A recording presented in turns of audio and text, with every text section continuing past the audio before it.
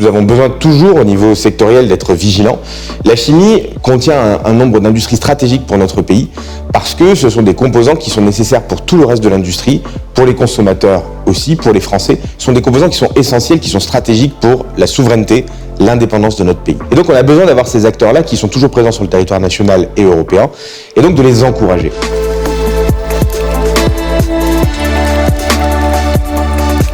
Alors, l'objectif de la loi Industrie verte, c'est d'accélérer significativement les implantations de sites industriels et les emplois industriels sur le territoire et de devenir la première nation européenne décarbonée en termes d'industrie. Pour ce faire, dans le projet de loi, il y a toute une mesure de simplification qui permet de diviser par 2 les délais pour attirer les investisseurs qui choisiraient la France pour développer leurs usines. Ce projet de loi, cette loi maintenant, puisqu'elle a été promulguée, elle permet notamment de paralléliser les procédures, de faire en sorte qu'on lance de front un maximum de procédures administratives, et elle permet d'avoir pour des projets d'envergure nationale, des projets importants, des procédures d'exception qui permettent d'accélérer significativement, en lien avec les élus locaux, la modification des codes de l'urbanisme et les installations concrètes d'usines sur le territoire. Donc c'est toute une série de dispositifs qui vont permettre, mis bout à bout, de diviser par 2 les délais d'implantation de sites industriels et donc de nous mettre parmi les meilleurs en Europe sur le plan de la bureaucratie, des délais d'implantation.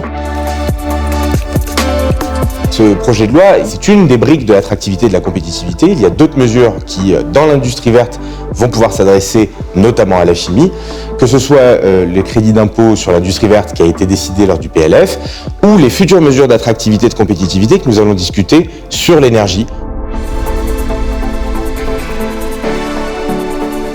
Ce sera essentiel, quoi qu'il en soit, de pérenniser l'industrie qui existe déjà dans nos territoires. Parce que quand on sait les difficultés pour réinstaller de nouvelles entreprises et de réindustrialiser nos territoires, à la fois par manque de foncier, aussi par une surtransposition de normes qui font que les délais d'instruction des dossiers sont toujours de plus en plus longs. Et je crois à cette réelle volonté des collectivités territoriales et des élus de s'engager aux côtés des industriels pour que les projets aboutissent pour l'attractivité d'un territoire, mais aussi pour enclencher pour notre pays une innovation et puis être capable d'être novateur dans ces domaines-là.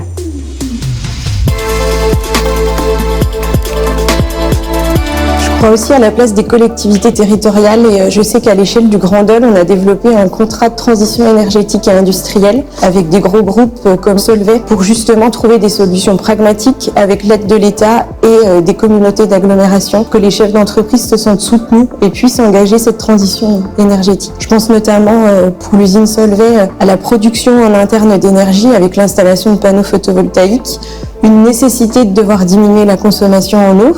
et puis également la production au travers du PVDF de batteries qui sont plus durables et en capacité à produire plus d'énergie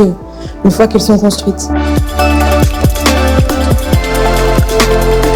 On a aussi cette force en France d'être capable de produire de l'énergie décarbonée, constante et à un prix relativement accessible. On a une autre force en France, c'est notre capacité à former une main-d'œuvre qualifiée dans des domaines spécifiques liés au monde industriel et je crois que c'est une vraie force pour être capable d'accueillir des entreprises industrielles en France.